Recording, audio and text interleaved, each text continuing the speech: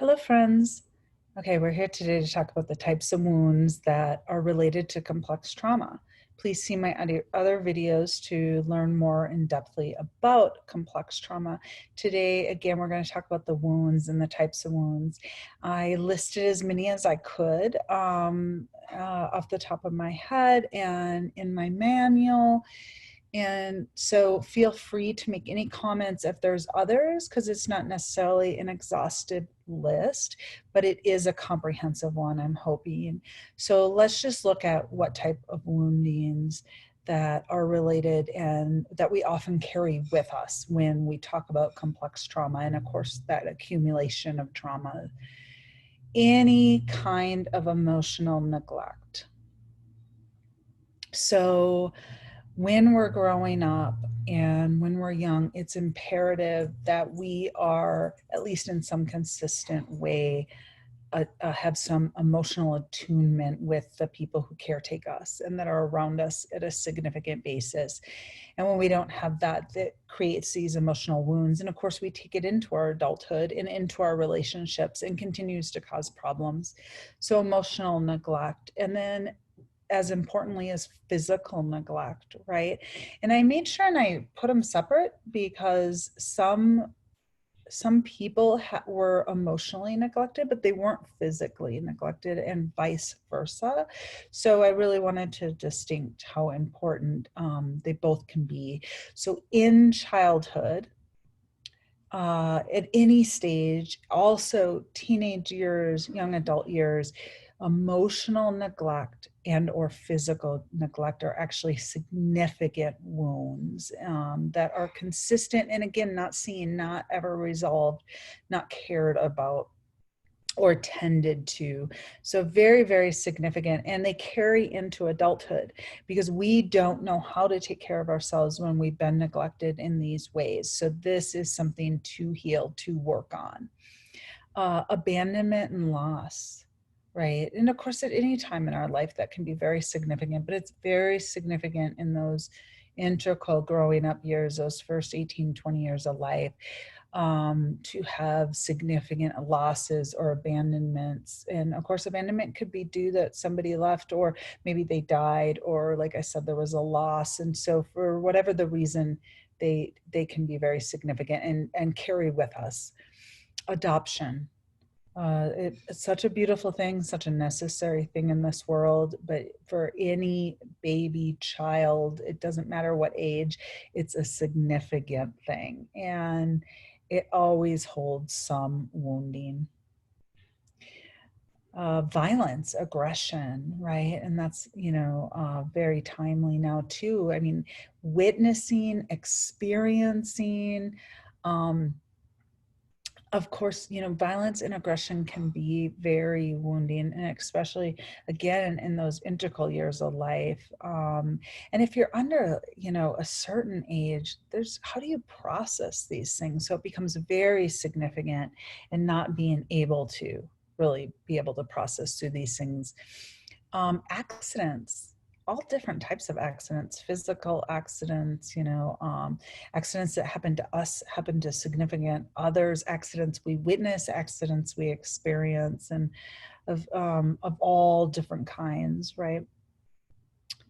Prejudice and discrimination. Okay, that's very timely, right? The significance of these experiences of biases, of being discriminated against, of prejudiced, of and oftentimes it's so interesting, but we see, again, just like with trauma, we see these big significant traumas and they really get validated. And I think this can be really true in this arena as well, or any of the trauma arenas really, but that sometimes it's like a just significant racial or prejudice, and sometimes that can be validated by the world. But there's so many insidious little things, and that's kind of what I think we're addressing now in the world, right? Are so many little things that are just undercut and they're just ignored, like it's okay, right? And that is, if you go back to my previous video, that's what creates the trauma. That's what holds the trauma there, is that nobody understands, supports,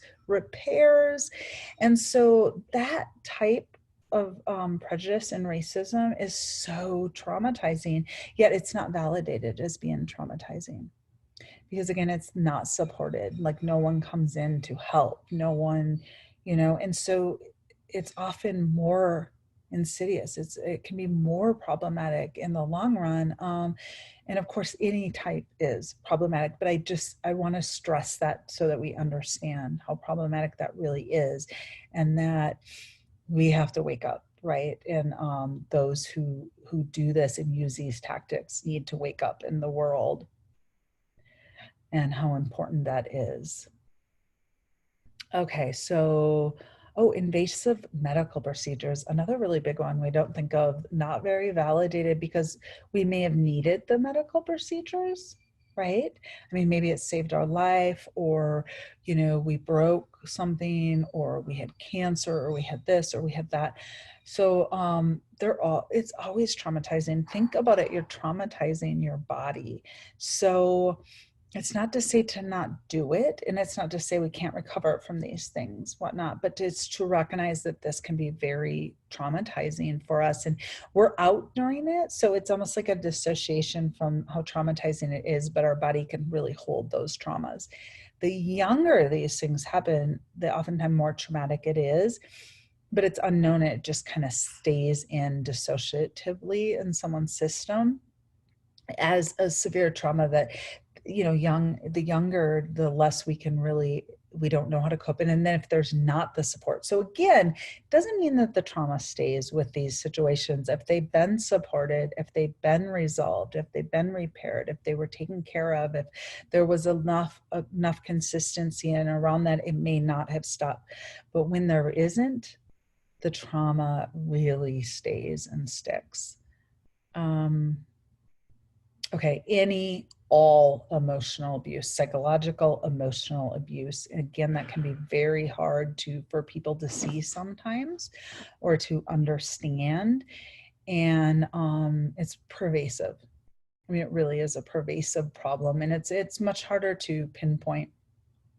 But to just know any types of emotional abuse can be very traumatizing and stay with, and especially when they happen over and over in consistency. And again, none of that support around it.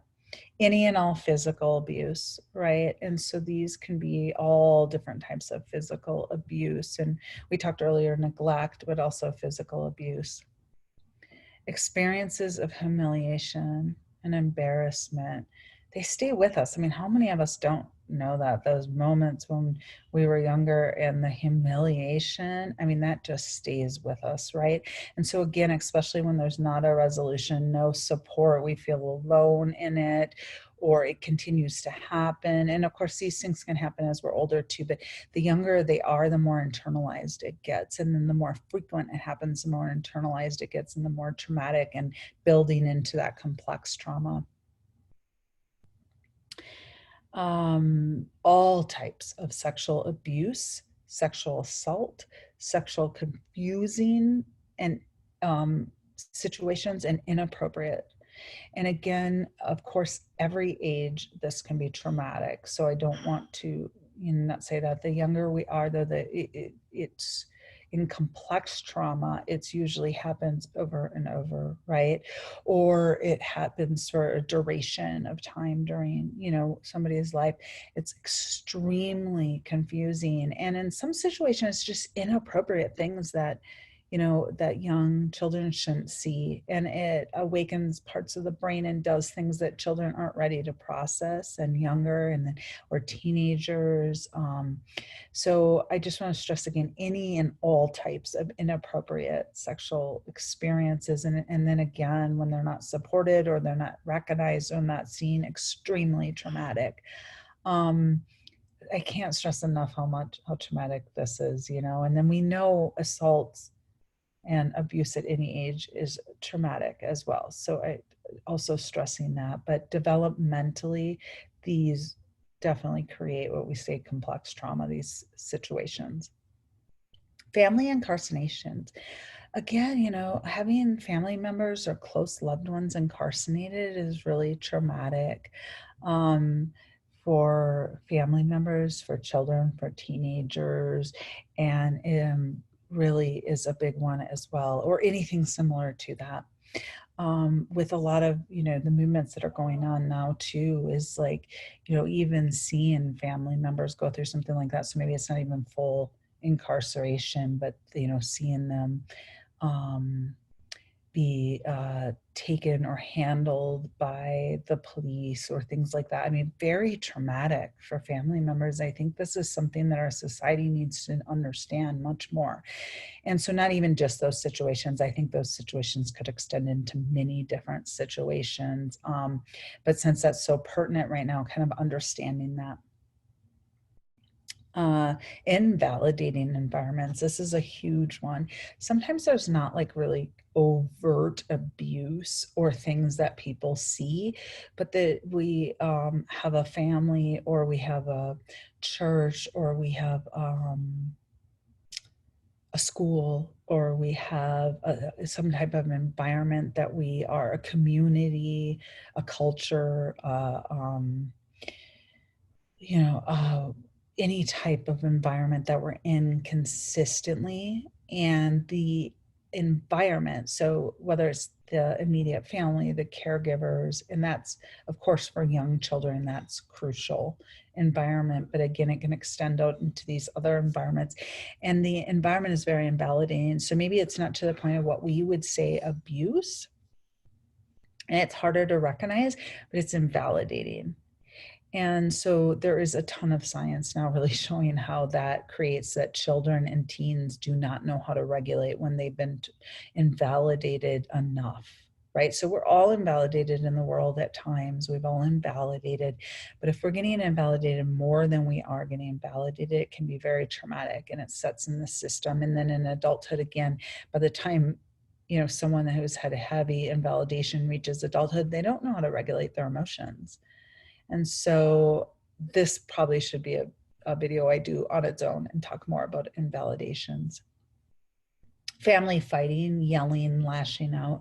Again, consistency in these situations is very terrifying for young children. It's very upsetting for their nervous systems. They can't regulate, they regulate through their families. And then, of course, by the time teen years, things like that, again, they're very powerless situations and helplessness situations. And so when the family can't regulate and they're fighting all the time, and they're yelling and they're lashing out, or they're verbally or physically hurting each other or whatnot, it can be very scary and very disruptive and very traumatizing for children and teenagers. And again, creates that they can't regulate. And so that complex trauma comes up. Witnessing any of these things happen to other people. So again, I may have said that, but I want to say it again because it's important. Sometimes it's not that it's so much experienced directly to us, but we've witnessed it. That is just as traumatic. So they're both very traumatic, different reasons. And so we want to honor that and understand that. Bullying and rejection.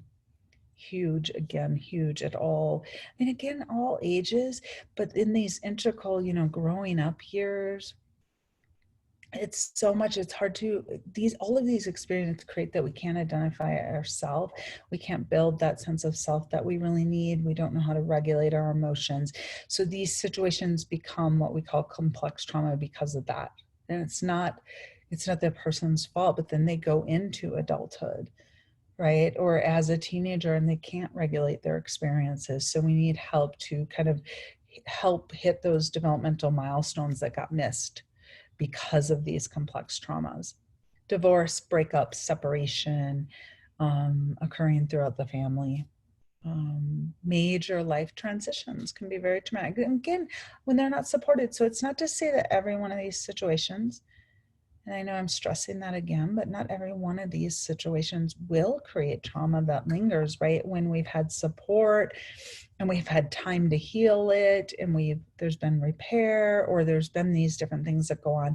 But these situations, when those things are missing, or there's just too many of these type of situations going on at once, again, can really stay in the system and not be able to move out. Death Death is, I mean, we all know that death can be very traumatizing, especially growing up, losing loved ones. And sometimes it is inevitable. Like, we can't help that. And so again, lots of support is needed through those situations. And of course, as adults too.